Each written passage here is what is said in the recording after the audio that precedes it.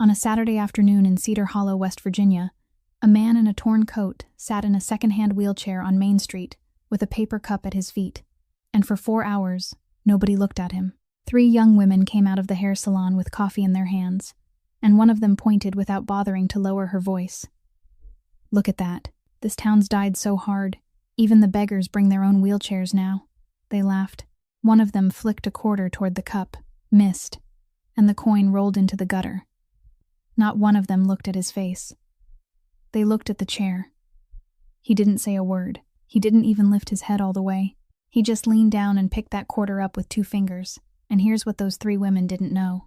4 days earlier, that same man had been sitting on the 40th floor of a tower overlooking Boston Harbor. His name was Rocco Castellano, 34 years old, and in that city nobody laughed in front of him, not even the men who carry guns.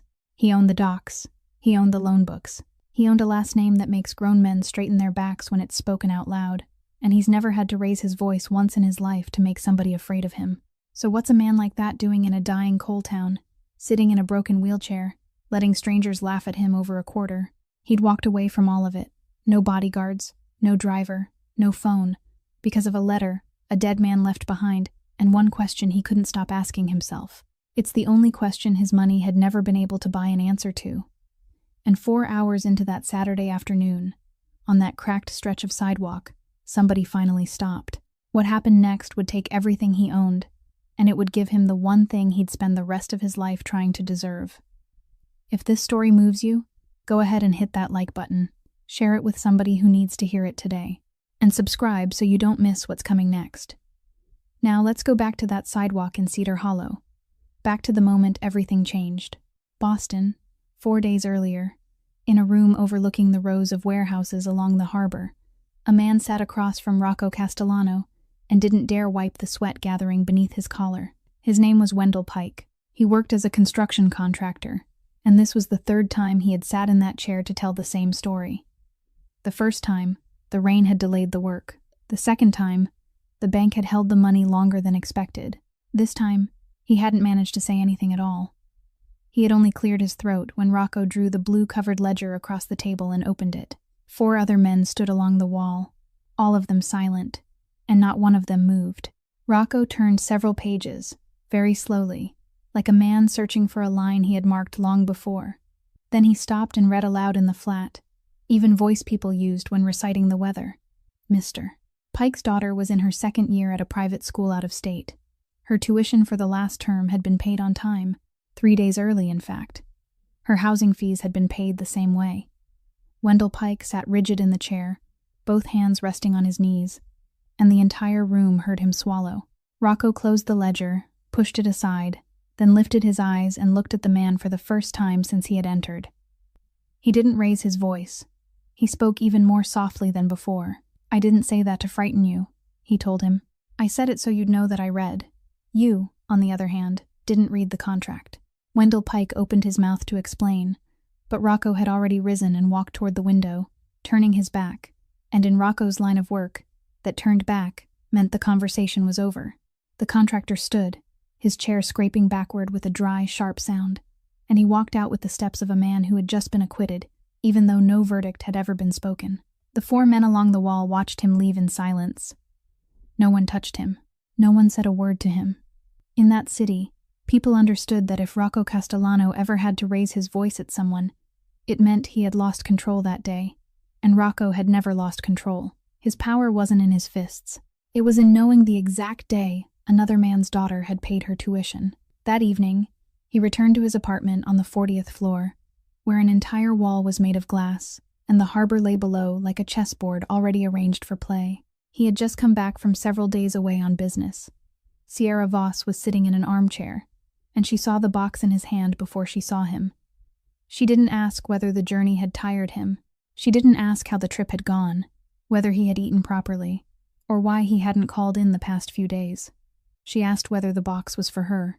Rocco placed it on the table, sat down across from her, and asked the question he had wanted to ask for a very long time, but had never been brave enough to hear answered. "What do you like about me?" Sierra laughed, the laugh of someone who had been given a question far too easy to answer. "I like the way every door opens by itself before you even touch it," she said. Rocco nodded slowly, as though he had just heard exactly what he had expected. Then he pushed the box toward her. "Take it," he said. "Then get out." She remained still for a moment, waiting to see whether he was joking. He wasn't, and what stayed with him in the years that followed wasn't the fact that she stood and walked away. It was the fact that she actually took the box with her, tucked carefully beneath her arm, the way someone carried something she had paid for. The door closed. He remained alone in a room so vast that when he rose and walked into the kitchen, he could hear his own footsteps echoing back from the opposite wall. That night, he still had to attend the wedding of the daughter of a man who had worked for him for many years. He arrived late, and when he entered, the entire room faltered for half a beat before continuing. People bowed their heads to greet him. People smiled at him. Everyone smiled, and every smile was bright. The waiter pouring wine into his glass spilled a single drop onto the tablecloth and hurriedly apologized 3 times in a row, even though no one had said a thing. The bride embraced him and thanked him for the gift. The groom shook his hand with both of his. Throughout that entire evening, not one of the hundreds of people in that room asked him how he had been living lately. Gino Castellano pulled him into the hallway just as the second song began. He was Rocco's uncle, the man who had raised him since he was 11 years old, and he wanted to talk about an alliance with the other family, about a marriage that would bring 2 harbors together as one. Rocco said he wasn't thinking about that. Gino studied his nephew for a long while, then spoke the words Rocco would still hear inside his head many years later. "In our family, we don't love anyone," he said. "We only keep them." Rocco hadn't had time to answer his uncle when the phone inside his jacket pocket began to vibrate. He looked at the screen and saw the name of one of the men who had stood along the wall that afternoon. And he knew at once that something had happened, because no one called him at that hour unless something had. He raised the phone to his ear, listened to a single sentence, then stood perfectly still in the red-carpeted hallway, while music and laughter drifted through the door behind him. Ray Kessler had collapsed on the sidewalk in front of his house, less than 2 steps from his car, late that afternoon while carrying a bag of trash out to the bin. Someone had called an ambulance. They had done everything they could, but he had never opened his eyes again. Gino asked what had happened. Rocco didn't answer. He slipped the phone back into his pocket, walked straight toward the exit, and left the entire wedding behind without saying goodbye to anyone. Ray Kessler had driven for him for 22 years. He had begun taking Rocco places when Rocco was still small enough to disappear into the back seat, and he had been the one who drove him to school every morning during the years when no one left in Rocco's house had been sober enough to do it. He was the only person in the world who had ever scolded him. He scolded him for driving recklessly, for skipping meals, for wearing his shoes with the laces undone. And later, when Rocco had become the kind of man whose name made an entire city lower its voice, Ray still scolded him. He only did it more quietly, and he always looked directly into the rearview mirror while he spoke. The funeral home stood on the north side of the city, small, low-ceilinged, and washed in yellow light. Rocco arrived early and sat in the last row. More people came to pay their respects than he had expected, most of them strangers to him, neighbors, old friends, several men around Ray's age wearing coats worn thin at the elbows. None of them knew who he was, and for the first time in many years, someone accidentally sat down beside him without asking permission. Mrs. Kessler found him when the service was nearly over. She walked slowly, one hand resting on the backs of the chairs for support, and when she reached him, she took his hand between both of hers in a way no one in Boston would ever have dared. She told him that Ray had spoken about him often. She said Ray used to say Rocco was the richest person he had ever driven, and also the loneliest. There was no bitterness in her voice when she said it, or driving, no accusation, only the quiet tone of a woman repeating something her husband had believed. Then she released his hand and moved on to the next person. Rocco remained on that wooden chair for a long time after the room had nearly emptied. The next day, an elderly lawyer who represented the Kessler family came to see him, carrying an envelope whose corners had begun to yellow. "Mr. Ray left this for you," he said. "He told me to give it to you only after he was gone." Inside was a handwritten letter, the script slanting across the page, the ballpoint pen pressed so hard that every line had left an imprint on the other side. Ray wrote that he had been born in a small town in the mountains of West Virginia, a place where the coal mines had closed so long ago that no one remembered when, a place where, according to him, nobody knew what Rocco's family name meant. People there only knew a man by whether he was willing to help someone else carry a heavy bucket. He wrote that he had never once tried to give Rocco advice about anything important, but that if the day ever came when Rocco wanted to know who he was without that name on his back, he should go there and find out. On the final line, just above his signature, he had added one more sentence.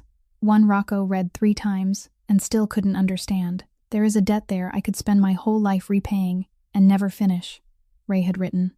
"If you find it, please don't be angry with me." Rocco folded the paper and decided it was simply the language of an old man, the kind of thing people said near the end of their lives when they began to feel they still owed something to the place they had come from. He didn't think about it again.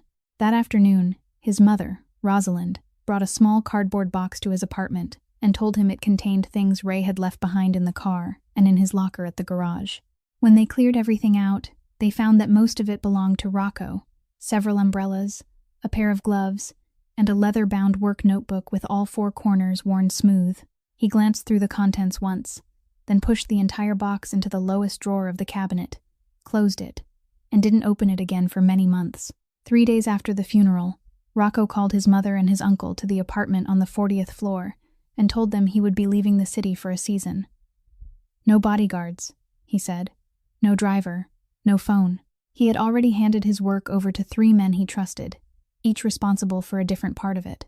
And throughout that time, no one would be able to reach him, not even his family. Rosalind sat motionless on the edge of the chair, her hands folded one over the other, and she couldn't say a word. She only cried, silently, in the way the women of that family had learned to cry long ago, without trembling shoulders, with their eyes still looking directly into the face of the son before them. Gino was the opposite. He listened to everything, nodded, asked several questions about who would sign the papers while Rocco was away, who would receive the people from the other side if they requested a meeting, and when he heard the answers, he seemed satisfied. For one fleeting moment, his face almost looked relieved. He said the boy needed rest too, that he had been carrying too much for too many years. He added that he would watch over everything, and Rocco could go without worrying. Then he asked where Rocco intended to go. Rocco said he wasn't going to tell him. Gino laughed and said that was fine. He could go wherever he liked, as long as he didn't leave the country. And Rocco, for a reason he wouldn't understand until much later, added one more sentence. "I'm going because of a letter, mister." Ray left behind. Gino was holding a glass of water, and he didn't set it down. He asked the question again, one beat more slowly than usual. "What letter?" His voice changed before his expression did. Then he placed the glass on the table, and when he spoke again, his voice had returned to what it had been before, harsher now, harder. "You've carried that name on your back since you were 11 years old, he said. "Where do you think you can put it down?" Rocco looked at his uncle for a moment. "I just want to know, once in my life," he said, "whether anyone can look at me without seeing money." Many hours south of Boston, in a town tucked between 2 mountainsides, a kitchen light was still burning at 4 o'clock in the morning. Delia Marsh pulled the final batch of bread from the oven and placed it on the rack to cool, then straightened her back and pressed both thumbs into the small of it, the place that had begun aching at the end of every shift for the past several years. She was 27 years old. On the refrigerator door behind her was a notice from the bank, held in place with tape, its edges curled and yellowed from being peeled away and put back so many times. Every time she cleaned the refrigerator, she took it down, wiped the door, then taped it back up again, though she no longer understood why, because she had memorized every line on it. She didn't read it anymore. She simply left it there. When the last batch was finished, she reached for the glass jar on top of the cupboard, emptied all the loose change onto the table, and counted it. It was mostly coins and a few bills gone soft from being crumpled so often. She gathered it all together, stuffed it into the pocket of her coat, and the pocket bulged in a way that might have been funny under different circumstances. On her way to the door, she glanced at the basket of mail beside the telephone. The envelope still hadn't come that month. For 3 years, one had arrived every month, sometimes thick, sometimes thin, depending on the month, with cash inside. No letter, no sender's name, only a city postmark. At first, she had asked questions and made one guess after another. She thought perhaps it came from the factory union, or from someone at the insurance company who felt guilty about something. Later, she stopped wondering. She simply accepted it, used it, and on the first day of every month, she went to the mailbox and looked inside out of habit. That month, she had waited several extra days before she stopped waiting, because when something arrives faithfully for long enough, There eventually comes a day when a person learns to grow accustomed to its absence too. Amos Marsh came out of his room while she was tying her shoelaces. He stepped onto the porch, then came back inside, and after climbing all 3 steps, he paused for a moment, with one hand gripping the doorframe, breathing out slowly. When he noticed his daughter looking at him, he slipped the small bottle of medicine in his hand into his breast pocket and asked whether there were plenty of apple pies that day, because people were always asking for apple pie. She said yes, there were plenty. He nodded and said that was good. It was still dark when she pushed open the door and stepped outside. The road to the market curved around the foot of the hill, and at the top of that hill stood a small cemetery with a white-painted wooden fence whose paint had nearly all peeled away. She passed it every day, twice, once in the morning and once in the evening. That morning, she passed it as she always did, and she didn't turn in. 4 hours passed that way. Then he heard the soft slap of sandals come to a stop in front of him. A little girl, perhaps 4 or 5 years old, stood there holding a cookie with one corner bitten away, and she looked directly into his face rather than down at the wheelchair. She held out the cookie, placed it in his palm, then turned and ran after her mother farther up the street. The mother glanced back, smiled, and gave him a small nod before the 2 of them disappeared around the corner. The first person that day to look Rocco Castellano directly in the face was a child who wasn't even old enough to attend school. He sat with the cookie in his hand for a very long time, neither eating it nor setting it down. In Boston, people brought him expensive things, and there was always a reason attached, a contract that needed his signature, an apology that needed to be accepted, a debt that needed more time, and he had grown accustomed to stripping away that layer of intention before he ever looked at the gift itself. This cookie had no reason behind it at all. The little girl didn't even know who he was, and she didn't need to know. The sunlight had shifted to the other side of the street, and the shadows of the awnings stretched all the way to the edge of the road. Rocco lowered his head, and he was still sitting that way when a second person stopped in front of him. He heard footsteps begin to slow, then stop completely, and then came a strange sound, the rustle of fabric, and the soft knock of knees against concrete. He looked up. The woman didn't stand above him and speak down to him the way everyone else did when addressing someone in a wheelchair. She lowered herself fully onto her knees on the sidewalk before him so that her eyes were level with his, and she did it so naturally that it seemed she had never imagined there could be any other way. She wore a canvas coat, her hair was tied at the nape of her neck, and a streak of dried flour still clung to one sleeve. She looked tired in the particular way of someone who had risen before daylight. She asked how long he had been sitting there. Rocco gave her a brief answer, his voice rough from having spoken to no one all day. She didn't ask another question about it. She reached into the pocket of her coat and took out a handful of loose money, all coins and a few bills gone soft from being crumpled so many times, the same money that had made her pocket bulge since 4 o'clock that morning.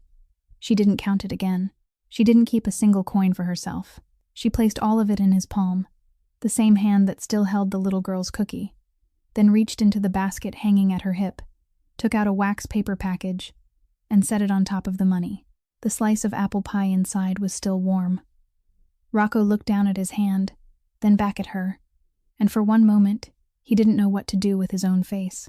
In all his life, he had never accepted anything from another person's hand without understanding what they wanted in return.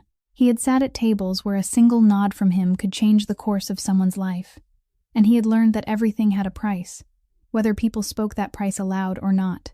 So he waited. He waited for her to tell him what she needed, but she said nothing. She simply remained there on both knees, exactly level with his eyes, and asked him the one question no one else on that street had asked him since morning. She asked his name. Rocco stayed silent longer than necessary. One name had lived inside his head for 34 years, a name that made people straighten their backs, and he had traveled more than half a day to leave it behind. Sam, he said. Sam Brody. She nodded as though the name were perfectly ordinary, and she had committed it to memory. Then she held out her hand, not to help him, not to take anything back, but simply to shake his hand in the way people did when they had just met. Rocco looked at that hand for a moment before taking it. Her palm was calloused at the base of her fingers, warm, and she gave his hand one firm squeeze without hesitation, without the faint recoil he had grown accustomed to seeing in others. Delia, she said, Delia Marsh. Then she stood, brushed the dust from her knees, told him the air would be turning cold soon, and continued toward the end of the street with the empty basket swinging at her hip. Rocco remained on the sidewalk with a handful of loose change in his palm, a partly eaten cookie, and a warm slice of apple pie he still didn't dare unwrap. When Delia reached home, she hung the basket on its nail and sat at the kitchen table for a long time before speaking. Her father was peeling potatoes by the sink, and he didn't look over. He only asked whether she had sold much that day. She said she had sold everything. Then she told him there had been a man in a wheelchair on Main Street. Amos stopped what he was doing. She told him what had happened, not at length, only that the man had been sitting there all afternoon, wearing a torn coat, his legs covered by a thin blanket, and that when she asked him, he couldn't say where he would sleep that night. She said she had given him all the money in her pocket. She said it quickly, as though she were afraid of being scolded. Amos put down the knife, wiped his hands on a towel, then pulled out a chair and sat across from his daughter. He asked how old the fellow was. She said he was about her age, perhaps a few years older. He asked whether the man seemed clear-headed, whether he was some kind of addict. She said no. His eyes were very clear, so clear that she had found it strange. Amos looked through the window, where darkness had begun to settle, and the wind was beginning to shift in the way everyone who lived in those mountains understood as a warning. "We're poor," he said. "But we aren't so poor that we'd let a man sleep outside when the weather is about to turn." He stood, took the heavy coat from its hook, handed it to his daughter, and told her to hurry before night fell. She walked back along the road she had traveled that afternoon, past the foot of the hill, past rows of houses where more than half the lights had already gone dark, and she found him still in the same place, on that exact stretch of sidewalk, both hands tucked into his coat pockets, his head slightly bowed. She didn't offer much explanation. "My father said we can't leave you out here tonight," she told him. "Our house is very small, but it has a roof." Rocco lifted his eyes to her, and never in his life had he needed so long to consider an invitation. He said he didn't want to be a burden. She had already moved behind him and placed her hands on the two handles of the wheelchair. "You're not burdening anyone," she said, and then she began to push. The road to her house climbed uphill, its surface covered with rough patches, and in several places she had to lean her whole body forward just to force the chair across. She didn't complain once. He sat there, listening to the breathing of the woman behind him, and he thought of the 4 men who had stood along the wall in the room overlooking the harbor, men who would die for him if he asked, and he realized that not one of them had ever done anything this physically difficult for him, unless it was part of their job. The house stood at the end of a dirt road. It was made of wood, with 2 rooms and a tin roof, whose corner had been covered with another sheet of a different color, though that place still leaked whenever the rain came hard. Amos came all the way to the door. He didn't ask where Rocco had come from. He didn't ask what he did. He didn't ask why a man so young had been sitting in a wheelchair on the street. He simply shook his hand, gave his name, then told his daughter to prepare the inner room. Dinner was potatoes, eggs, and yesterday's bread. Rocco ate every bite on his plate, and he discovered that he was hungry, truly hungry. The kind of hunger he hadn't felt in years because something had always been available whenever he wished to eat. The inner room held a single bed against the wall, so narrow that when he lay on his side, his knees nearly touched the wooden boards. He lay down, intending to stay awake. A man like him didn't sleep in a stranger's house. He didn't sleep when the door had no lock. He didn't sleep when he didn't know who was on the other side of the wall. Then he heard a sound from the porch. He lay still and listened. A handsaw moving back and forth, slowly, carefully, so it wouldn't make too much noise. Then came the sound of a chisel striking wood, one measured tap after another, then sandpaper. Sometimes the sound stopped for a long while, and he could hear someone breathing, the short, strained breaths of a man who had to pause midway to recover. Then the sawing would begin again. Rocco lay in the darkness, listening to those sounds carry through the thin wooden wall, and somehow, without understanding how, he fell asleep. He slept through the entire night without dreams, without waking once, on the narrowest bed he had ever lain upon, and it was the best sleep he had ever known. The following morning, when he rolled his chair toward the door, the 3 steps were no longer there. In front of the entrance stood a new wooden ramp, smooth, with raised edges on both sides, its width measured precisely to the distance between his 2 wheels. Amos sat at the far end of the porch drinking coffee. He looked out toward the garden. Neither of them said a word about it. The days that followed settled into a rhythm Rocco had never known existed. In the mornings, Amos went out to the shed behind the garden, and on the third day, he handed Rocco a chisel and a piece of pine, saying very little, only telling him to hold it this way, push it this way, and not tense his wrist. He ruined the first piece. He ruined the second one, too. Amos picked up both scraps of wood, tossed them into the firewood bin, and handed him a third without a word of comment. By afternoon, the edge of the chisel had cut one straight line, and Amos glanced over, gave a single nod, then returned to his own work. That nod left Rocco sitting still for a while. In Boston, people praised him every day. Praised him so often that praise had become a kind of noise, and he had forgotten what it felt like to have someone recognize something he had only just learned to do. In the afternoons, he stayed in the kitchen with Delia. She taught him how to roll pie dough, and he tore it several times in a row. The first time, she said it was all right, and told him to gather it up and roll it again. The second time, she said he was pressing too hard, that this required a lighter touch. The third time, when the dough split completely in two right down the middle, she burst out laughing, truly laughing so hard that she had to turn her face away and wipe at her eyes with the back of her flour-dusted hand. "My father was right," she said.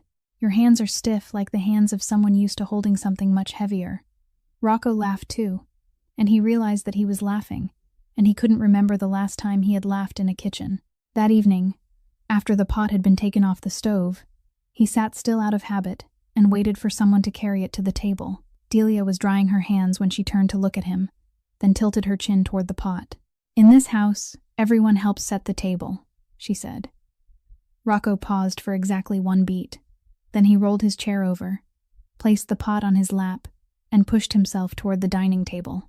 In all his life, no one had ever given him a small household chore. People had placed decisions in his hands that could bring down a company, but no one had ever asked him to help carry a pot. On Sunday, there was a market in the open lot beside the church. Delia arranged her pies on the stall, and Rocco sat beside her beneath the canvas awning.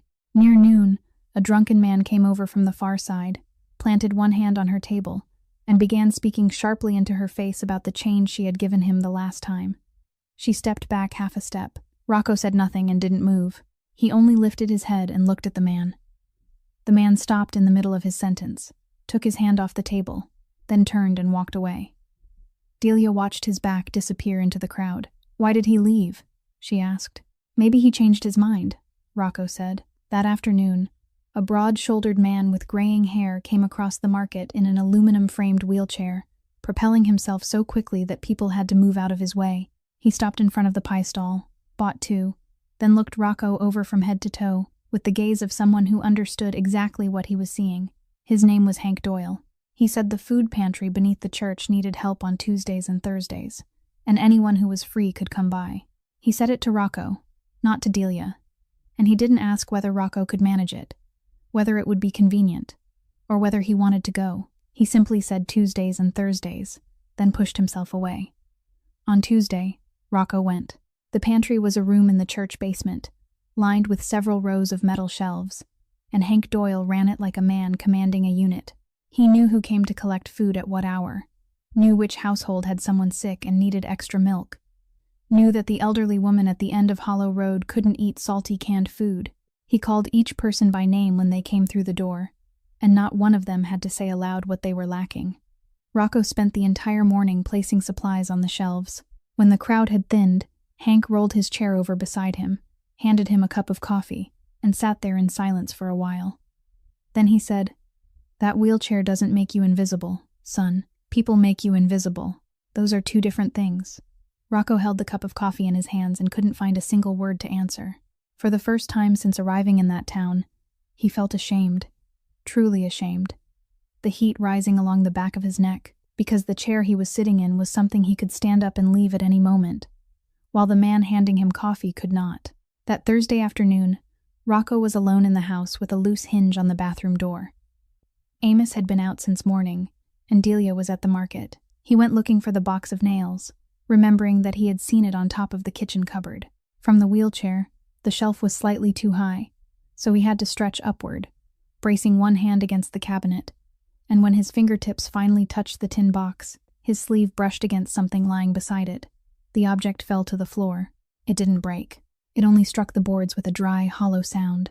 It was a small wooden box, about the size of 2 cupped hands, carved by hand, with rounded corners sanded so carefully that the surface had grown smooth and glossy, as though someone had held it many times. The lid had no lock, only a tiny wooden latch, and the fall had knocked it open. Rocco bent down and picked it up. He hadn't done anything else when the kitchen door opened. Delia had come home earlier than usual. She stood in the doorway, still holding her basket, and saw the box in his hands. She dropped the basket to the floor. She crossed the kitchen so quickly that he didn't have time to say a word, and she snatched the box from him, clutching it against her chest with both hands. Her face had gone white. She stood there breathing, and he saw her shoulders tremble once before she forced them still. He said he was sorry, that he hadn't known, that he had only been trying to reach the box of nails. She said nothing. She didn't explain. She didn't scold him, and perhaps he would have felt better if she had. She only reached up, returned the box to its exact place on top of the cupboard, pushed it a little farther back, then picked up her basket and went into the inner room. The door closed behind her. She didn't come back into the kitchen that afternoon. Amos returned that evening. He sat on the porch, peeling several onions, and Rocco rolled his chair outside to sit beside him. He told him what had happened, briefly, and said Amos should tell him plainly if he wanted him to leave. Amos stopped working, lowered the onions into his lap, and sat silent for a long time, as though weighing how much he ought to say. Then he began to tell the story, slowly and in fragments, with long pauses between each sentence. He said that 3 years earlier, the paper mill at the edge of town had burned down on a summer night. He said that back then, the mill supported nearly half the households in the area. The coal mines had closed long before, and the mill was all they had left. He said his daughter's husband had worked there. His name was Caleb. He was gentle, tall, clumsy with his hands, but hard-working. He said Caleb wasn't supposed to be on shift that night. He had taken extra hours because his wife was pregnant, and the two of them needed more money. Amos stopped there, picked up an onion, and spent a very long time peeling that one onion. Then he said people claimed it had been an electrical short. He said the mill burned down just as it was about to close anyway, and I have always found that strange. He said it in the grumbling voice of an old man talking about the weather, the price of gasoline, or any of the things old men muttered about before letting the matter drop. Rocco didn't question him. Amos didn't say anything more about it. He only told him that Delia didn't speak about those days, that he shouldn't ask her, then stood and carried the basket of onions into the kitchen. The following evening, the two men went down to the church to collect several boards Hank had set aside. The road home climbed steeply uphill, and halfway up the slope, Amos stopped. He gripped the wooden fence beside the road with one hand, bent forward, and remained that way for a while. Rocco rolled his chair up beside him. Amos waved him off and said he was fine, that the hill seemed to grow a little steeper every year, then straightened and continued walking. That night, lying in the narrow room, Rocco heard Delia open the kitchen door and step onto the porch very late. She sat outside alone, and she didn't come back in until nearly dawn. Several days earlier, around noon, the telephone mounted on the kitchen wall in the Marsh house began to ring, and Amos went to answer it. Rocco was out on the porch, so he couldn't hear what the person on the other end was saying. He only heard the old man's voice change, dropping lower and becoming clipped, and the final thing he heard Amos say before hanging up was, "I told you not to call when my daughter is home." Amos stood looking at the telephone for a while, then went out to the garden without explaining anything. Delia was away that afternoon. Rocco asked to use the telephone, saying he wanted to call an old acquaintance and let them know he was all right. Amos nodded, stepped outside, and closed the kitchen door behind him so Rocco could speak in private. Rocco dialed Mrs. Kessler's number. She recognized his voice immediately, and she didn't ask where he was or why the entire city hadn't seen him for several weeks. She only asked whether he was eating properly. He said he was. Then he told her there was a man there who was being harassed by debt collectors, a man named Amos Marsh, and he read her the name of the company he had glimpsed on an envelope lying on top of the refrigerator. He told her to ask someone Ray used to know, someone from the old days. No one needed to be rough. It would only take one telephone call to the right person. "Mrs. Kessler said, "All right, I'll take care of it." Then she added that if Ray were still alive, he would be very happy. And before Rocco could ask what he would be happy about, she hung up. From that day forward, the telephone in the kitchen stopped ringing at noon. Amos mentioned it once in passing, saying it was strange how they had suddenly stopped, and that perhaps the company had changed employees. Then, late one weekend night, Rocco was sitting on the porch because the inner room was too hot when the kitchen door opened. Delia stepped outside barefoot, wearing a thin sweater over her nightgown, and in her hands was the small wooden box from the top of the cupboard. She didn't ask why he was still awake. She pulled over the little stool and sat facing him, placed the box on the wooden floor between them, then rested her hand on its lid for a long time without opening it. There was no moon outside, only the light from the kitchen doorway casting a long yellow strip across the porch boards. She said she was sorry for snatching it from his hands the other day. He told her she had nothing to apologize for. She said no, she did, because he hadn't done anything wrong, because for the past several years she hadn't allowed anyone to touch it, not even her father. Then she opened the lid. The inside was lined with a piece of soft cloth, and resting upon it was a tiny knitted cap, ivory-colored and made by hand, with part of the brim still unfinished, the loose strands of yarn still tied around a small knitting needle tucked neatly beside it. She didn't pick it up. She only looked down at it. Then she spoke the name. Junie, she said. She said the little girl had been given a name before she left, and she had wanted her daughter to carry that name with her. She spoke so softly that the words were almost nothing more than breath. And then she added that it was the first time in 3 years she had said the name aloud. She said everyone in town knew what had happened, so no one ever mentioned it, and people believed that not speaking of it was an act of kindness. But after enough time had passed, it began to feel as though the little girl had never existed at all. She said that was what frightened her most. Then she fell silent. Rocco remained silent with her. He had spent his entire life in a world where every pause had to be filled with words, where silence meant a person hadn't yet found a way to control the situation. But he looked at the woman sitting before him, looked at the tiny knitted cap resting inside the wooden box, and understood that anything he said at that moment would be like laying a hand upon a place no one had the right to touch. So he said nothing. He simply stayed there. Delia closed the lid, fastened the latch, and held the box in her lap. She didn't go back inside. The two of them sat together on that wooden porch, without speaking another word until the yellow light from the kitchen doorway began to fade beneath the growing morning, and in the east, beyond the hill with the white painted wooden fence, the edge of the sky slowly began to brighten. The cold came earlier than usual that year, and in the evenings, Amos lit a fire in the cast-iron stove in the corner of the front room. One evening, after Delia had gone into her room, he sat poking at the coals for a while, then asked without turning around, "Your legs, did they say there was still anything that could be done?" Rocco was holding a cup of tea, and he didn't set it down right away. It was the question he had known would come from the first day he entered that house, and he had prepared several answers in his mind, all of them smooth, all of them the kind of answers he used in Boston, whenever he needed to steer a matter in another direction. But sitting in that room filled with the scent of wood smoke, facing the back of an old man who was tending the fire to keep the place warm for him, he couldn't use any of them. He said someone had once told him there was a way. Then he said that way was beyond his reach. After that, he fell silent. He didn't add another word, didn't name a figure, didn't tell a story, didn't ask for anything. It was the only thing he still managed to keep for himself that night, and later, when everything had fallen apart, he would understand that his silence hadn't saved him from anything. Amos closed the stove door. He said all right, then wished him good night and went inside.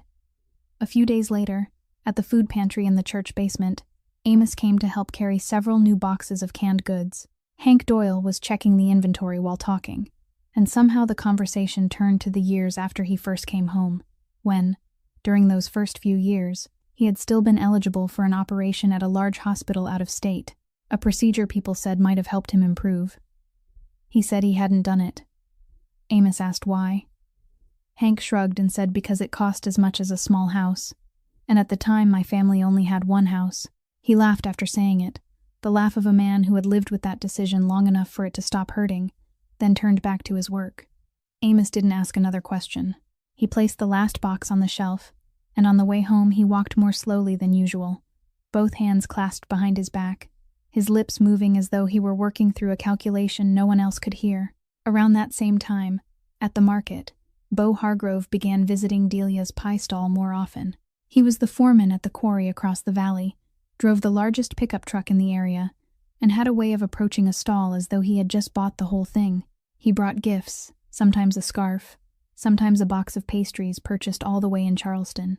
He told her she didn't belong at that market, that he could provide her with a house outside the city, one with heat and hot water, where she wouldn't have to wake at 4 o'clock in the morning anymore. Delia pushed the box of pastries back toward him and said, "Thank you, but I can't accept this." He asked a second time, then a third. The last time, when she still said no, his face changed. He asked who she thought she was. He said she was nothing but a little pie seller in a rotting town, and still she acted choosy. Then he walked away, and 3 days later he went to the hair salon on Main Street, waited until Trudy Vance finished her shift, and handed her an envelope. Trudy came to Delia's house one afternoon carrying 2 cups of coffee, the way she used to when they were still in school together. The 2 women sat on the porch steps. Trudy asked whether she had lost her mind, saying Beau Hargrove had a house, a truck, and steady work, that every woman in town wanted him, and Delia had turned him down 3 times. Delia said she didn't love him. Trudy asked what she was waiting for. Then Delia stayed silent for a long while before saying, "I think I'm falling in love with Sam." Trudy set her coffee cup down on the step so hard that some of it spilled over the side. She gave a dry laugh, then asked, "That wheelchair-bound beggar." She said, "Do you know what everyone in this town says behind your family's back?" She said, "Your father is sick, your house is about to be taken, and you brought home another mouth to feed, a man who can't do anything." Delia stood up. She said, "If you came here only to say things like that, then you should leave." Trudy stood as well, picked up her bag, and before walking down the slope, she looked back and said one more thing, "That you are going to regret this, Delia Marsh, and I won't be coming back." And she didn't. They had known each other since they shared the same desk at the elementary school down the street, and everything between them broke apart in a single sentence. On Sunday evening after the market, Delia spread the money from the pie sales across the kitchen table to count it. She divided it into separate piles, bills on one side, coins on the other, and began counting. When she finished, she frowned, swept everything back together, and counted it again. The second time, she arrived at a different number. She let out a breath and braced both hands against the table, her eyes red from standing in the wind all day. Rocco was sitting at the opposite end of the table, carving a leftover piece of wood. He glanced at the money once, only once, then spoke the number. He said it as calmly as someone reading the time from a clock, then lowered his head and returned to his piece of wood. Delia counted everything a third time, slowly, 1 bill at a time, including every coin. The number matched. She said nothing. She sat there watching him for quite a while, far longer than such a small matter required, while Rocco continued carving with his head bowed as though he didn't know she was looking at him. At last, she gathered the money into the glass jar, screwed on the lid, and placed it on top of the cupboard. She didn't ask him a single question. Beau Hargrove didn't let the matter go so easily. From the day Delia rejected him for the last time, he began watching. He didn't believe it.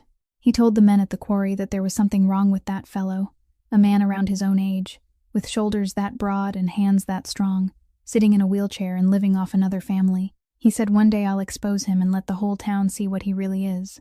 He began driving past the dirt road at the edge of town during hours when no one would notice, parking at a distance, sitting inside the cab of his truck, smoking and staring toward the wooden house. He did this many times and saw nothing. Then, late one weekend afternoon, when Amos was away and Delia was still downtown, he parked around the bend behind the house, walked along the fence, and hid behind the wooden shed at the corner of the garden.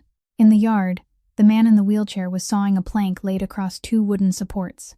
The plank slipped. He reached out to catch it but wasn't quick enough, and then he planted both hands on the sides of the chair and stood. He straightened to his full height, rolled his shoulders once to ease the stiffness in his back, picked up the plank, and placed it where it had been. Beau Hargrove had already raised his phone. He recorded a short clip, blurry and shaking, filmed through the gap between 2 boards in the shed, but clear enough to show a man rising from a wheelchair and standing there on his own 2 legs. He went home, sat in the cab of his truck, watched the recording several times, and laughed to himself. That night, he posted it in the town's online community group, the one where nearly every household in the area had at least one member, where people sold firewood, announced missing dogs, and gossiped about one another. Beneath the video, he wrote a single short line mentioning the Marsh family, phrased in a way that told anyone reading it exactly whom they were supposed to be angry with, without requiring them to think at all. By the following morning, The recording had been viewed several hundred times and had gathered a long line of comments. People shared it in other groups. By noon, inside the coffee shop on Main Street, people were passing their phones around and lowering their voices whenever someone walked past. By afternoon, the women who sold goods at the market had begun retelling the story in their own versions, adding another detail each time, though no one had verified any of it. By evening, it had traveled beyond the boundaries of the town, beyond the county, passing from one group to another in a way no one could control. And many hours away, in a room illuminated by the glow of a screen, a finger stopped on that video. The finger dragged it backward, played it again, then froze the image. The next day, Bo Hargrove's phone rang shortly before noon. The number was unfamiliar and didn't have a local area code. He answered. The person on the other end didn't greet him, didn't give a name, and didn't ask who he was. The person asked only one question. Where is that house? Bo Hargrove remained silent. He stood in the middle of the quarry with the sun beating against the back of his neck, and within that silence he had enough time to hang up, to say they had the wrong number, to do anything else. Then he asked a question of his own, the question he would spend the rest of his life paying for. How much? On Monday morning, Amos called him out to the porch. He was already sitting there, properly dressed in his coat, his hair combed, looking like a man who had just returned from somewhere, rather than one who had only recently awakened. A thick paper envelope rested on his lap. He didn't speak in circles. He lifted the envelope, placed it in Rocco's palm, pressed it down firmly, then left his hand there for one extra moment. Take it, he said. Don't say anything. Rocco looked down. The envelope wasn't sealed, and inside was a stack of bills along with a bank check folded in half. He opened the check. His name, the exact name he had invented, had been written in the careful hand of someone who wrote slowly. He began to speak, but Amos had already risen, gone inside, and closed the door behind him. Rocco remained alone on the wooden porch with the envelope in his hand. He couldn't ask anyone in that house, so he left. He pushed his chair down the dirt road, into town, all the way to the church basement, and found Hank Doyle checking inventory beside the last row of metal shelves. He didn't greet him. He held out the envelope and asked whether Hank knew what it was. Hank glanced at the check. Then he straightened in his chair. He said nothing for so long that Rocco had to ask again. Hank put down his pen. You truly don't know, he said. The jar on top of their kitchen cupboard. You've lived in that house all this time and you didn't know. Then he told him. He said the jar had been there for years, ever since a doctor in Charleston told Amos Marsh that the valve in his heart would keep failing and wouldn't heal on its own, and that there was an operation that could repair it. He said Amos and Delia had been putting money into that jar for years.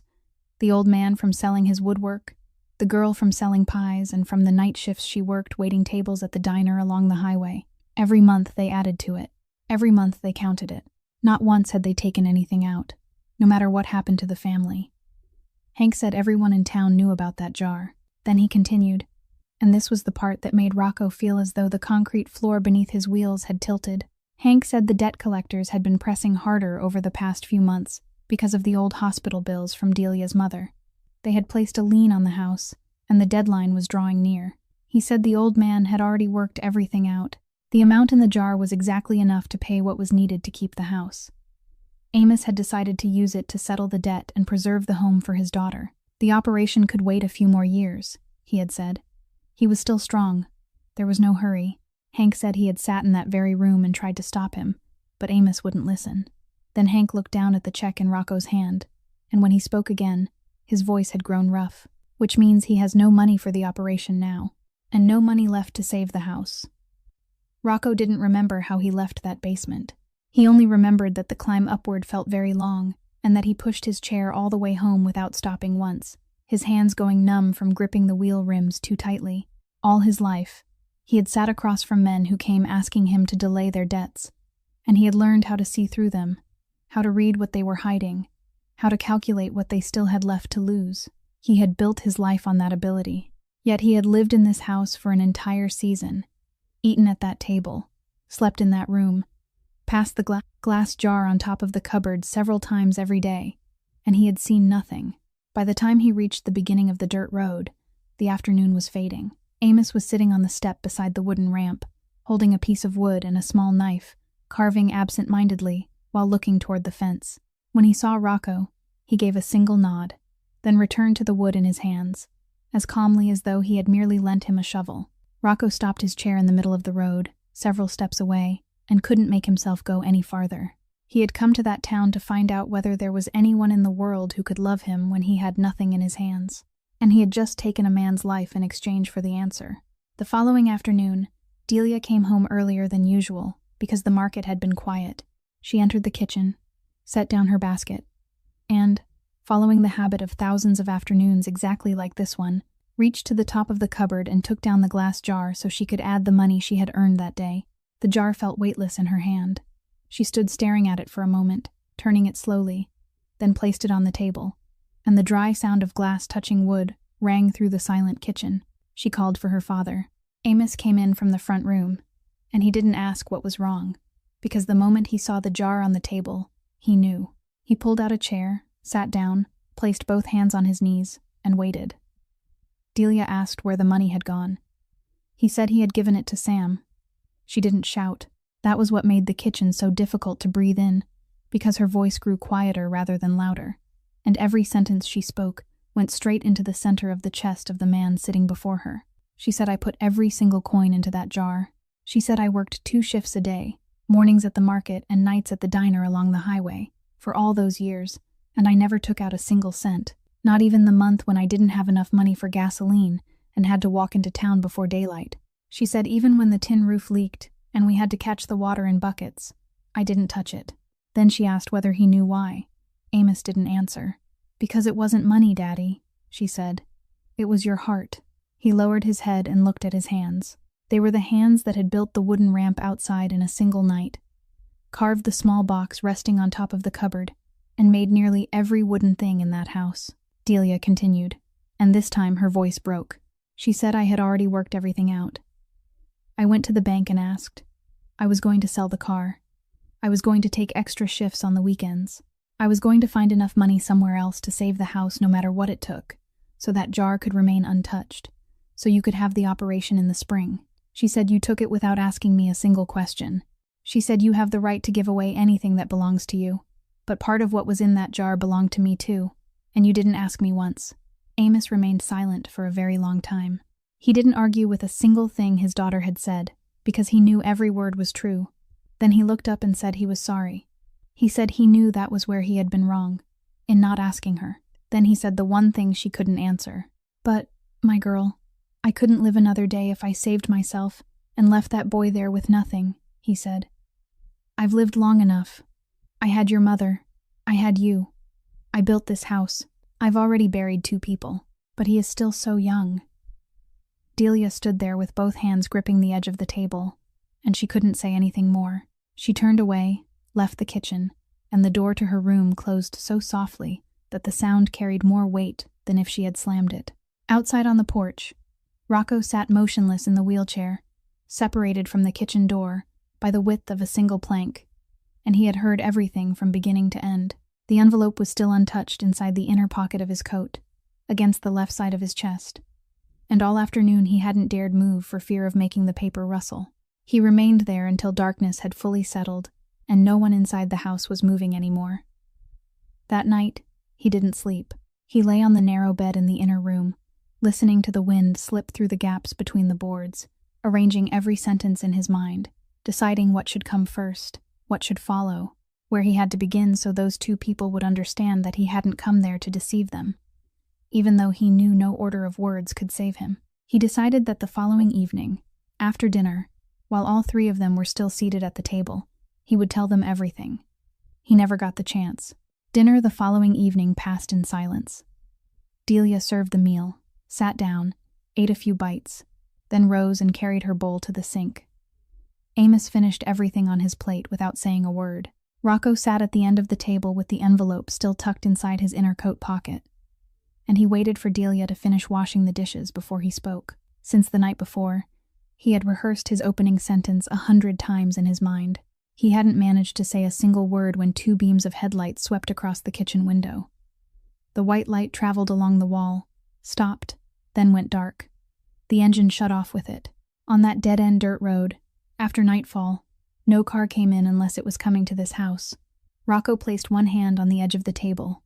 2 car doors closed outside, neither hard nor hurried, exactly 1 beat apart, the rhythm of men accustomed to working together. Then came the sound of shoes on the dirt road, approaching slowly and evenly. The footsteps stopped directly in front of the porch. There was no knock. Amos pushed back his chair and stood, picked up the towel to wipe his hands, then went to open the door, as he did for anyone who came to his home. 2 men stood outside in dark coats with their collars turned up, positioned just far enough apart that neither blocked the other's view.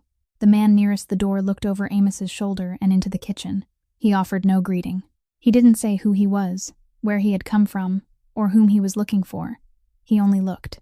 Delia was standing at the sink, still holding the plate she had just rinsed, and she turned when she heard the door open. She turned, and what she saw wasn't the 2 men standing on the porch. What she saw was the man who had spent an entire season sitting in a wheelchair inside her home now standing upright in the middle of the kitchen. He was taller than she had imagined. His shoulders were broader than she had imagined. The wheelchair remained behind him, empty, its 2 wheels still rocking faintly. He stepped forward, placed one hand on her father's shoulder, and pulled him back, moving him behind his own body. And he did it with one brief, decisive motion, without haste, the motion of a man who had done the same thing many times before. Then he positioned himself in the doorway. He didn't raise his voice. His voice was lower than the one he had always used in that house, but it was an entirely different voice, one neither Delia nor Amos had ever heard from him, the voice of a man who had been giving orders since he was very young and had never needed to speak twice. "Do you 2 know whose porch you're standing on?" he said. No one answered.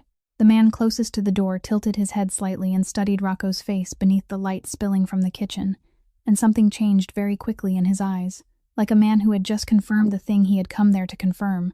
He didn't take another step forward. He didn't retreat either. The other man stood behind him, with both hands inside the pockets of his coat, and didn't move at all. No one touched anyone. No one spoke another word. All 4 men stood there inside the silence, and that silence lasted long enough for a wet plate to slip from fingers that had gone numb. Then the man nearest the door gave a very slight nod, not to Rocco but almost to himself, and turned to walk down the steps. The other man backed away behind him, his eyes still fixed on the kitchen until he passed beyond the reach of the light. Their shoes moved down the slope, slow and even, just as they had when coming up. 2 car doors closed. The engine started. The headlights came on and swept once across the fence. Then the vehicle backed out, turned around, and 2 red taillights drifted slowly down the dirt road before disappearing completely beyond the bend. Inside the kitchen, the plate shattered on the floor. Rocco remained standing in the doorway with his back to the entire house, and he didn't dare turn around. Behind him, there was no sound except water still dripping from the faucet into the sink. Amos stood exactly where Rocco had pushed him, one hand gripping the back of a chair. Delia stood barefoot among the broken pieces of porcelain at her feet, and she didn't bend to pick them up. Early the next morning, Delia went out to the workshop behind the garden and sat there waiting. When Rocco pushed open the wooden door and stepped inside, she didn't rise. She sat on a wooden crate beside the workbench, both hands resting in her lap, and told him to sit down. He pulled over the stool and sat. She didn't cry. Throughout that entire morning, she didn't shed a single tear, and that was what frightened him most, because her voice was cold and even, like someone reading an inventory aloud. She told him to begin at the beginning. Leave nothing out. So he spoke. He told her his real name.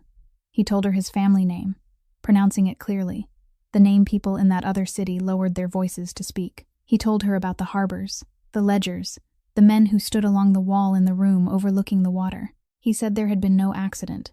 There had been no truck. Nothing had ever happened to his legs. He said he had bought the wheelchair himself at a second-hand shop outside the neighboring town, chosen the torn coat himself, chosen that particular corner of the sidewalk himself. He told her why. He said he had lived his entire life in a world where everyone who came to him carried something they wanted to take, and he had wanted to know, just once, whether anyone could look at him without seeing money. Delia questioned him one sentence at a time, one detail after another, her voice never rising. She asked about the night he stood up. She asked about the 2 men from the night before. She asked whether they would return. He answered everything, hiding nothing, and each answer made her face harden a little more. Amos sat on a stool in the corner of the workshop beside the workbench, his back slightly bent, both hands braced on his knees. He didn't interrupt once. He listened from beginning to end. And when Rocco stated the size of his fortune, Amos didn't move. Then, when the workshop had fallen silent, when Rocco had said everything there was to say, Amos finally spoke. He spoke slowly, the way a person speaks after considering his words for a very long time. "I've spent nearly my whole life working with wood, son," he said. "I know what happens to a man's legs when he hasn't used them for 2 years. The calves waste away. The ankles grow smaller. The tendon behind the heel changes completely." Then he lifted his head and looked directly into Rocco's face. "Your legs haven't wasted away," he said. "I knew by the 2nd week, Sam." Rocco sat frozen on the stool. Delia turned sharply toward her father, and for the first time that morning, something broke across her face. Amos didn't look at his daughter. He kept his eyes on Rocco and continued, and it was what he said next that brought Rocco down. "I didn't give you that money so you could have an operation on your legs," he said. "I'm old, but I haven't lost my senses. I gave it to you because I thought you were running from something so terrible that you didn't dare speak of it. I saw the way you always sat with your back to the wall, the way you startled whenever an unfamiliar car passed the end of the road, the way you never told us a single word about any place you had come from. I thought that money would be enough to take you very far away." Then he said, "I intended to give it to you and tell you to leave, to go before my girl came to love you too deeply." Rocco opened his mouth, but no sound came out. Amos nodded slowly, as though he had expected that Rocco wouldn't be able to speak. Then he told him the rest, and he said it in the voice of a man confessing rather than accusing anyone. "I meant to tell you that very week," he said. "Then one day I came home from work and saw you sitting on the porch with her. The two of you were laughing about something. I hadn't seen her laugh that way in 3 years, so I waited. I waited one more day, then another day after that, and it kept going that way." He fell silent for a moment, then said, "That was my fault, not yours." When he had finished, he pressed both hands against his knees and stood, brushed the wood dust from his trousers, and walked out of the workshop. The wooden door closed behind him. Only 2 people remained inside, and neither of them said a word. By afternoon, Delia went out and sat on the porch. She sat on the top step beside the place where the wooden ramp sloped down into the yard, and when Rocco pushed open the kitchen door and stepped outside, she didn't turn her head. The sun had sunk low. Clouds were gathering from beyond the hill, and the air carried the damp scent that warned of coming rain. He stopped several steps away from her. He had prepared himself for a confrontation, for the harshest words anyone had the right to speak to a man who had done what he had done. But she didn't shout. She spoke very softly, addressing the yard before her rather than him. "The drunk man at the market," she said. "You only looked at him once." Then she mentioned the telephone he had borrowed. "After that day, the debt collectors stopped calling." Then she said, "You counted the money without looking." 3 sentences, separated by 3 long silences, and each one fell onto that wooden porch with the weight of a stone. Then she turned and looked at him. "I saw everything, Sam," she said. "I saw it a long time ago. I simply chose not to ask." Rocco stood there and couldn't say anything. All morning in the workshop, he had listened as someone told him that he had never deceived anyone in that house. And now, here, he was hearing it a second time from someone else, except this time it didn't sound like an accusation at all. Delia lowered her eyes to her hands. She said, "Because I have already buried a husband and a child." She said, "I couldn't bear to bury anything else." She said, "That night when you sat with me on the porch and didn't speak a single word, I knew you were hiding something. I knew it for certain, and I told myself to leave it alone, not to ask, to let things remain as they were for as many days as they could." She said so. I closed my eyes. Then she spoke the final sentence, and she said it so calmly that he had to turn away. "And that was my fault, not yours," she said. She stood, went into the kitchen, and when she returned, she was holding the thick paper envelope with the bank check folded in half inside. She placed it on the porch boards beside his feet, rather than handing it directly to him, then stepped back. "Take it home with you," she said. "This house won't accept it back, but don't leave it here either." No one knew how long Amos had been standing in the kitchen doorway. He didn't step fully outside. He stood with one shoulder resting against the frame, a dish towel in his hand, looking at the envelope lying on the floorboards between them. Then he spoke, quietly, even more quietly than he had in the workshop that morning, and it was the softness that made the words hurt. "Son," he said, I still would have given you that money if you had asked me honestly.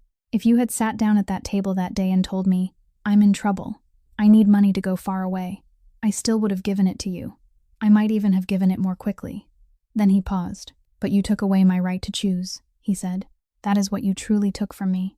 He folded the towel, hung it on the hook, and turned back inside. Delia remained there a moment longer, then followed him in and closed the kitchen door behind her. Not forcefully, not angrily, only closed it. Rocco bent down and picked up the envelope. He went into the inner room, gathered his cloth bag and the few belongings he had brought there at the beginning of the season, then walked out. The wheelchair remained in the corner of the porch, where it had stood for so many weeks, and he left it there. He walked down the wooden ramp an old man had built for him in the night, crossed the yard, and reached the dirt road. The rain began when he was halfway into town, light at first, then falling harder, and by the time he reached the main road, his coat was soaked through. He didn't look back once. Rocco Castellano left Cedar Hollow in the rain, walking alone, and inside the inner pocket of his coat was still the envelope holding the entire lives of the two people who had just closed their door behind him. When Rocco returned to Boston, he didn't call anyone. He went up to the apartment on the 40th floor, stood in the middle of that vast emptiness for exactly 1 minute, then walked straight to the cabinet in the corner and pulled open the bottom drawer. The cardboard box was still exactly where he had pushed it several months earlier. He sat down on the floor, pulled out the umbrellas, the pair of gloves, and the leather-bound notebook with all 4 corners worn smooth. He opened it because only one unexplained sentence remained in his mind, the sentence the old man had spoken as though grumbling about the weather, that the mill had burned down just when it was about to close. The notebook was handwritten from beginning to end. Dates, departure times, return times, destinations, and the names of the people who had ridden in the car. 22 years of one man's life contained within several hundred pages of graph paper. Rocco turned back to the summer 3 years earlier, moving slowly through the pages, and found it in the middle of an ordinary week, a long trip south. The destination clearly named that town. The column for the passenger contained a single name: Gino. The date was the night before the paper mill burned. Rocco read the line 3 times. Then he turned quickly toward the end of the notebook, searching to see whether there had been any other trips, and he reached the end of the work records, the place where several blank pages should have remained. But the final 3 pages weren't blank. The writing there was much smaller, the lines pressed close together, and the ink was different, a deeper blue than the ink Ray had used throughout the rest of the notebook. It didn't look like the handwriting of a man recording his work. It looked like the writing of someone speaking only to himself, never intending for anyone else to read it. There were no names, no addresses, not a single word of explanation.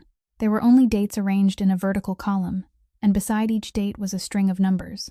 Rocco stared at those numbers for a long time before he understood what they were. It was a post office box number, the same string of numbers repeated from top to bottom without changing. The dates were so regular that they made his blood run cold. The first, the first, the first, month after month, year after year, continuing for 3 full years without missing a single month. He traced one finger down the column, farther and farther, until he reached the final entry. The last line ended in the month Ray Kessler collapsed on the sidewalk in front of his house. Rocco sat on the floor of the 40th floor apartment with the notebook open across his lap, and he remained there for a very long time, until the sky beyond the glass had turned completely dark and the lights along the harbor began coming on one by one. He met Gino the following morning at the old family house, where his uncle still sat drinking coffee in the backyard. Rocco placed the notebook on the stone table, already open to the page recording that trip, and he didn't ask a single question. Gino looked down at the page. He didn't pick it up. He didn't ask where his nephew had found it. He merely set down his coffee cup, and for one moment, the man looked far older than he had when he first sat down. Then he told him. He spoke in the flat, even voice of someone who had repeated the story inside his own mind thousands of times. The paper mill had been losing money for years. Its owner owed money to people no one was allowed to owe, and there were men who needed the place to disappear so they could collect the insurance. Gino said they had checked. They had been told the night shift had been canceled, and no one was inside. He said he had believed that when he went down there. Then he told the rest, more slowly. He said a young fellow had taken an extra shift that night, without appearing on the list, because his wife was about to give birth, and the 2 of them needed more money. He said he didn't learn about it until 3 days later. Rocco rose from the table. He said only one thing. that his uncle had killed the husband of the woman who had fed him when he was nobody at all. Gino remained silent. Then he looked up and spoke the words Rocco would carry with him for the rest of his life. "You still think you're the clean one in this family," he said. "Those legitimate docs you've been so proud of for the past 3 years, that company you claim conducts honest business. Did you ever ask where the money came from? That insurance money didn't go into anyone's pocket, Rocco. It went into that place. It saved this entire family from bankruptcy, and it paid for every permit you still hang on the wall of your office. It took him several weeks to gather everything: company records, insurance contracts, transfers of money routed through 4 different names before returning to the same place, and the leather-bound notebook. Then he drove south alone and parked at the beginning of that dirt road one afternoon. Delia came to the door. She didn't invite him inside, but she didn't close the door either. He placed the entire stack of documents on the kitchen table, the same place where, months earlier, she had poured out her loose change to count it. "This is enough to keep my uncle in prison for the rest of his life," he said. "I'm not bringing it here to ask your permission just to appear decent. I'm bringing it because this was never my decision to make." Then he went outside, sat in the car, and didn't come back in. Delia stood looking at the papers for a long time. Then she put on her coat, picked them up, and walked toward the hill. At the top stood the wooden fence whose white paint had almost completely peeled away, and inside were 2 stone markers placed side by side, one large and one much smaller.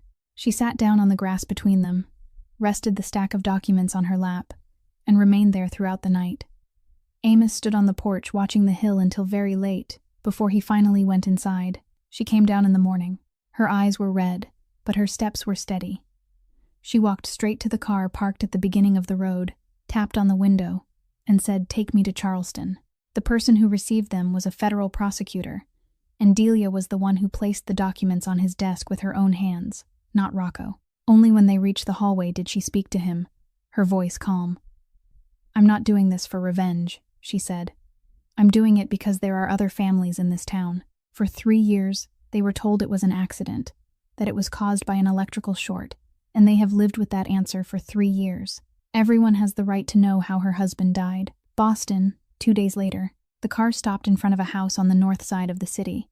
4 of his men prepared to open their doors and follow him, and Rocco told them to remain seated. One of them objected. "If I need you inside, then I've already lost before I walk through the door," he said. Then he entered alone, empty-handed. Don Salvati was past 70 that year. He sat at the head of a table in a room with a fireplace, allowed Rocco to sit, poured him a drink, and only then asked what he wanted. Rocco had brought nothing to place on the table. He told the man that within a few days, he would surrender all of his family's records to federal prosecutors. He said it as calmly as someone announcing a train's departure time. He didn't threaten him. He didn't bargain. Then he said, "Your name isn't in those papers. Not because I'm protecting you, but because I have nothing on you." The older man raised an eyebrow. Rocco continued, "But I have a very good memory, and I'll be sitting in there for a very long time, with nothing to do except remember." The room fell silent. Then he spoke the final part, even more softly than before. "There is a town in West Virginia. No one goes near it. That is all." Don Salvati remained silent for a very long time, long enough for every crack of wood in the fireplace to be heard clearly. Then he gave a single nod and rose to escort Rocco all the way to the door, something he hadn't done for anyone in decades. That evening, his daughter asked why he had agreed. "Because that man walked in here alone," he said, "and he didn't ask for anything for himself." In Cedar Hollow, during that same week, Beau Hargrove stood outside the door of his rented house with a ring of keys in his hand. The lock had been changed. A notice had been posted on the door, and inside his pocket was a telephone that had been disconnected for non-payment, along with a summons from the county court. He found Rocco the following afternoon, his hands shaking, and said, "You destroyed my life." Rocco looked at him, and his voice didn't rise at all. "You accepted money to tell strangers where she lived," he said. "You put a price on your own life. I only paid the bill."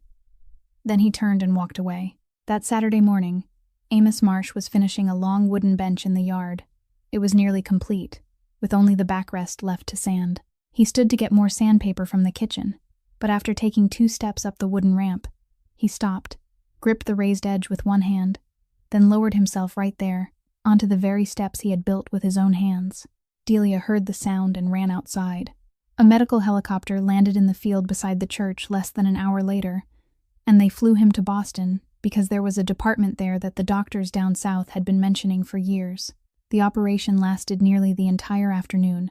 The doctor came into the hallway and told her that the valve had been replaced, that Amos would recover, and that the procedure should have been done long ago. Delia sank onto the row of plastic chairs in the hallway and covered her face with both hands. The operation that man had postponed again and again throughout his life was finally performed during the very week when not a single cent remained in his jar. In that same hospital corridor that evening, Rocco saw his uncle for the last time before Gino turned himself in.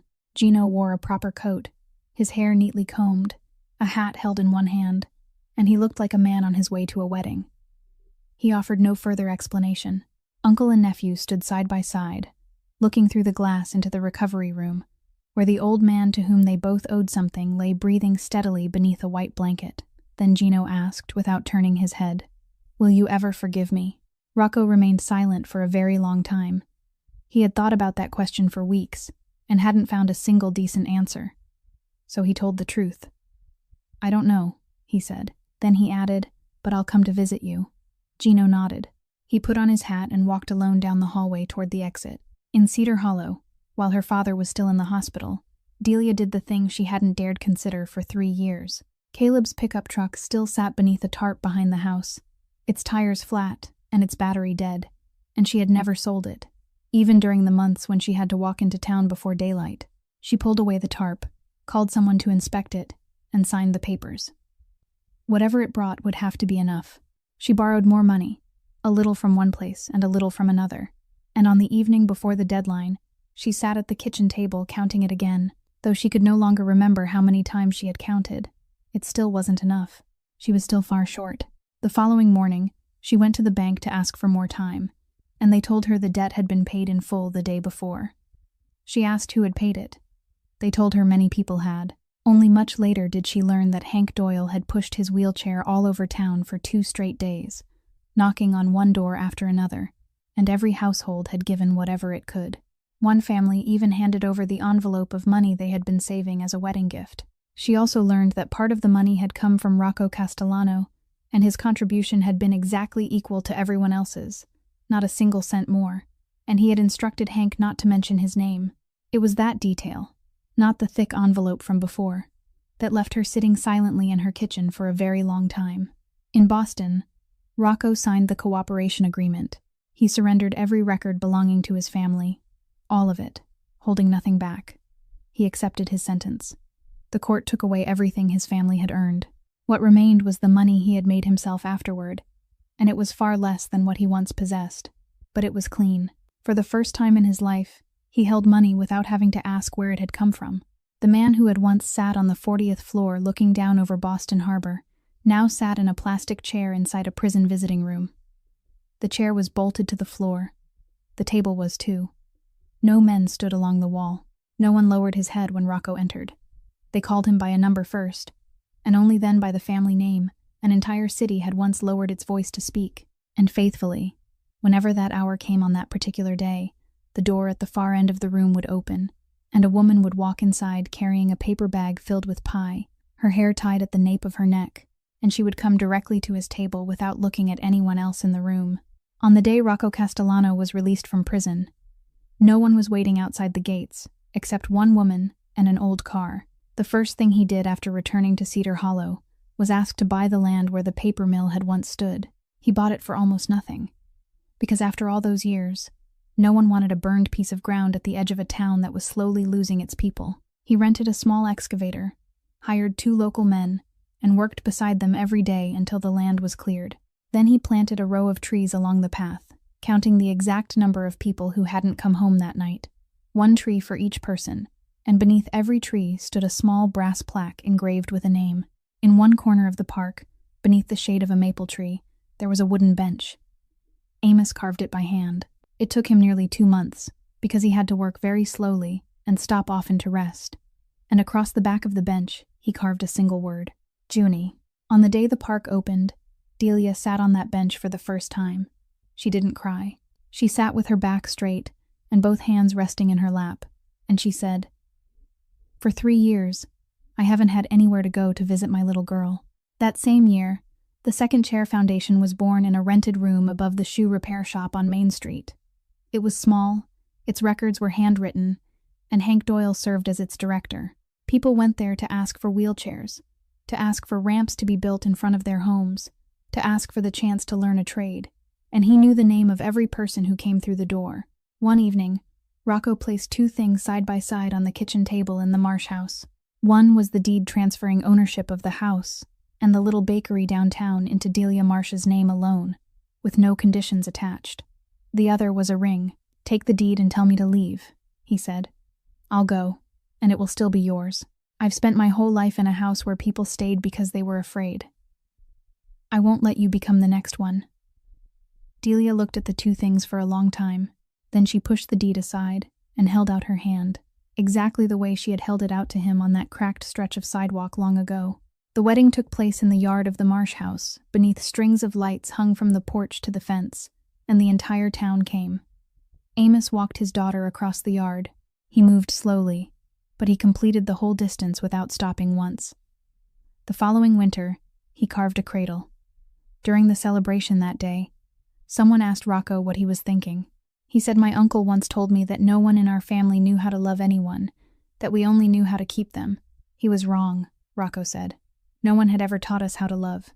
3 years later, on a Saturday afternoon, a man sat in a wheelchair on that same stretch of sidewalk on Main Street, with a paper cup resting near his feet. This time, it was real. The first person to stop was Trudy Vance. She came out of the little bakery behind him carrying a box of warm pastries. She placed it in his lap, spoke a few words to him, then went back inside and continued working. A little while later, a second person stopped, then a third. By the end of the afternoon, nearly everyone on the street had stopped at least once.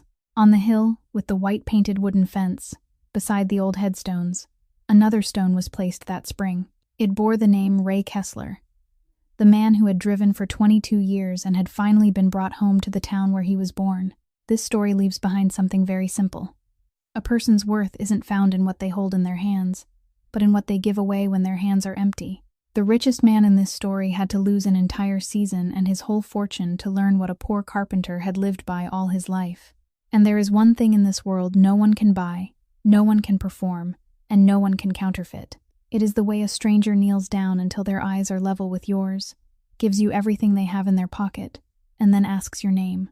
If today's story touched your heart, please press the like button and subscribe to our channel so that each day we can share more meaningful stories like this one. Tell us how you feel about Rocco, Delia, and Amos by leaving a comment below, because we truly want to hear the thoughts that come from deep within your heart. And please don't forget to share this story with someone you believe may need to hear it today. We wish you and your family lasting health, happiness, and peace in every day that passes. Goodbye for now, and we'll see you again in the next video.